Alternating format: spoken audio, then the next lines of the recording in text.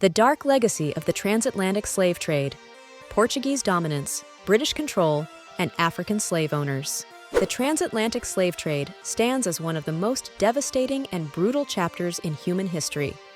Over the course of 4 centuries, millions of Africans were forcibly uprooted from their homelands, packed into slave ships under horrific conditions, and transported across the Atlantic to the Americas.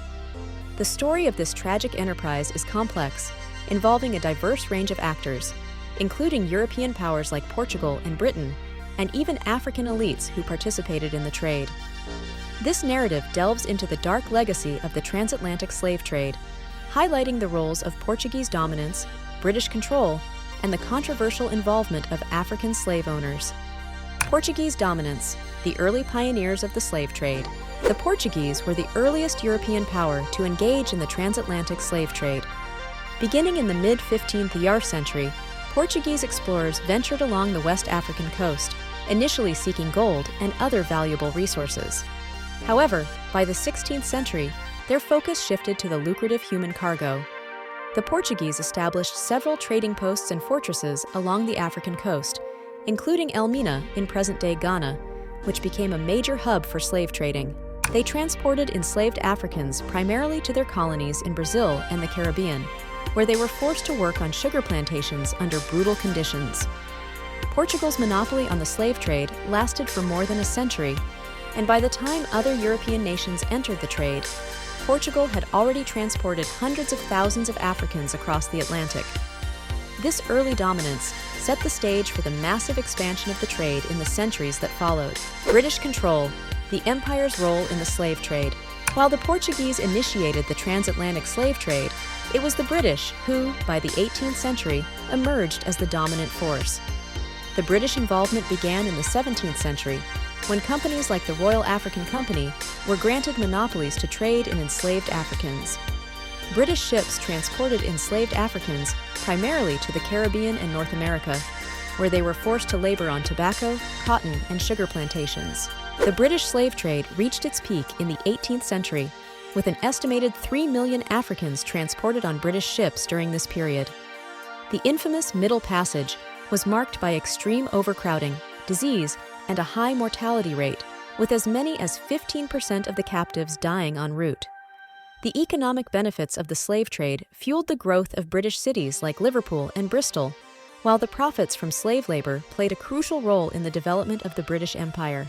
Despite the growing abolitionist movement in the late 18th century, it was not until 1807 that Britain passed the Abolition of the Slave Trade Act, which made it illegal to participate in the slave trade. However, it would take another 26 years before slavery itself was abolished throughout the British Empire in 1833, and even then, enslaved people were forced into a system of apprenticeship before gaining full freedom. African slave owners, a complex and controversial role. The involvement of African elites in the transatlantic slave trade is a complex and often controversial aspect of this history. While European traders established the demand for enslaved labor, African rulers and merchants played a significant role in supplying captives.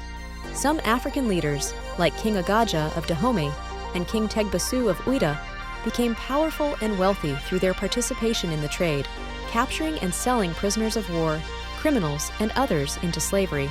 These African elites often controlled the interior regions, conducting raids and wars to capture individuals who were then sold to European traders at coastal forts and trading posts.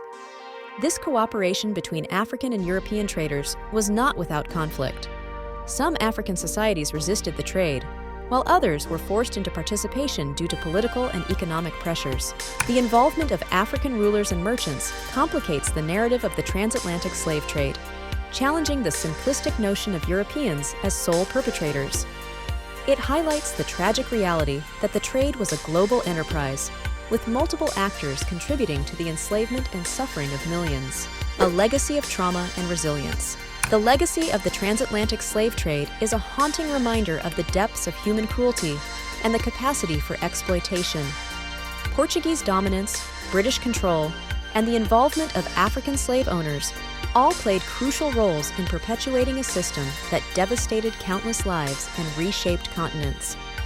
The impact of this trade continues to resonate today, manifesting in the social, economic, and racial inequalities that persist across the Atlantic world. Yet, amid the horror, there is also a legacy of resilience and resistance. Enslaved Africans fought back in myriad ways, from armed rebellions to the preservation of cultural traditions that helped sustain their communities in the face of unimaginable adversity. The descendants of those who endured the brutality of the transatlantic slave trade have continued to shape history, contributing to struggles for justice, equality, and human rights around the world. Understanding the dark legacy of the transatlantic slave trade is essential for grappling with its profound and ongoing consequences. It is a history that demands remembrance, reflection, and a commitment to confronting the injustices that continue to echo across time. The involvement of some Black slave owners in the transatlantic slave trade is a complex and often misunderstood part of history. In certain cases, freed Black individuals or people of mixed heritage owned enslaved people for various reasons, including economic gain or as a means of protecting family members from harsher conditions under other owners. It is essential to approach this subject with sensitivity, as it does not diminish the overall atrocities of the slave trade or the oppression suffered by the majority of Black people during this period. Anthony Johnson, c. 1600–1670, Anthony Johnson, an Angolan who arrived in Virginia as an indentured servant, eventually became one of the first Black property owners and slaveholders in colonial America. After gaining his freedom, he acquired land and owned indentured servants, including Africans. His ownership of John Casor, a Black man who was declared a slave for life after a legal dispute, is one of the earliest documented cases of lifelong slavery in the English colonies. William Ellison, 1790–1861, born into slavery in South Carolina, William Ellison gained his freedom in 1816 and went on to become a successful cotton gin maker and large-scale plantation owner. By the time of his death, Ellison was one of the wealthiest Black men in South Carolina, owning more than 60 enslaved individuals. His complex legacy illustrates the economic aspirations and contradictions faced by free Black people in a society dominated by racial oppression. Justice Angel and Mistress L. Horry. In 1830, Justice Angel and Mistress L. Horry were the largest Black slaveholders in South Carolina, each owning 84 enslaved people. Records indicate they inherited or acquired enslaved individuals through various means. Their status as prominent Black slaveholders is often cited to illustrate the multifaceted nature of Black experiences in antebellum America. Marie Thérèse Metoyer, 1742–1816. Known as Coin, Marie Thérèse Metoyer was a freed woman of African and French descent who established a large plantation in Louisiana. After gaining her freedom, she acquired significant land and owned dozens of enslaved people, many of whom were likely relatives whom she purchased to keep them from being sold elsewhere. Her story reflects the complexities of race, kinship, and slavery in the antebellum South. Andrew Durnford, 1800–1859. Andrew Durnford, a free man of color and sugar planter in Louisiana, inherited land and enslaved people from his father. By 1840, he owned a substantial plantation and more than 70 enslaved individuals. Durnford's correspondence with John McDonough, a wealthy white businessman, reveals his views on slavery and race, highlighting the contradictions of a Black man participating in a system that oppressed people of his own heritage. A complex and troubling legacy, the presence of Black slave owners in history is a reminder of the complexities and contradictions inherent in the system of slavery. While the vast majority of Black people during this period suffered under brutal conditions, a small number of free Black individuals became slaveholders for various reasons, including economic survival and social status. Understanding their stories within the broader context of the transatlantic slave trade helps us appreciate the nuanced and often painful history of race, power, and identity in the Americas.